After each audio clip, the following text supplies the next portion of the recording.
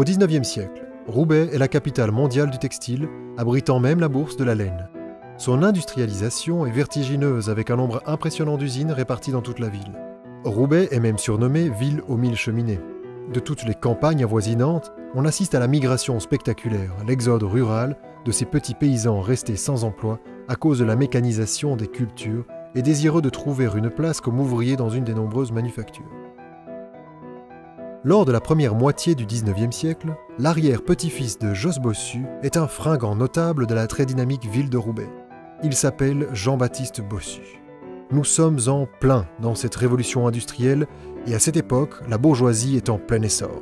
Elle bénéficie enfin de la prépondérance qu'elle avait réclamée lors de la Révolution française. Jean-Baptiste Bossu est une incarnation parfaite de son époque et de son milieu. Il a d'ailleurs épousé un membre d'une autre famille bien connue, Pauline Grimont-Pré. Maire de Roubaix, ayant quelques responsabilités dans le textile en tant que commissionnaire et fort probablement distingué par la République en tant que chevalier de la Légion d'honneur, il est à la tête de l'élite sociale et politique de sa municipalité. La génération suivante allait briller dans l'audace industrielle. Une de ses filles, Adèle, épouse Louis Motte du même milieu. Une autre, Pauline, épouse quant à elle un Louis-Joseph Watine. C'est avec leur oncle par alliance, M. Cavrois Grimont-Pré, qu'ils vont constituer une société inspirée des voyages de Louis en Angleterre. Leur projet ? Fonder la plus colossale filerie de coton du Nord. Et ils y parviennent. À l'aide de capitaux colossaux pour l'époque, ils constituent en 1843 une formidable industrie implantée à Roubaix. Le principe est nouveau et vient évidemment d'outre-Manche. Ils développent une technique anglaise permettant de créer un fil très fin mais plus résistant.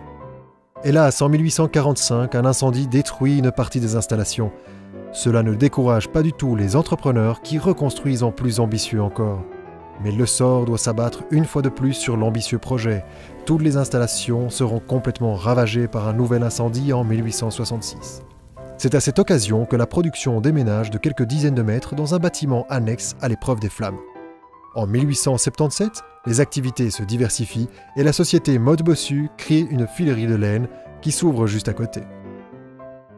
L'exemple le plus impressionnant reste la filature Motte Bossu à Roubaix. C'est une filature de coton qui est assez représentative de l'essor industriel de la région.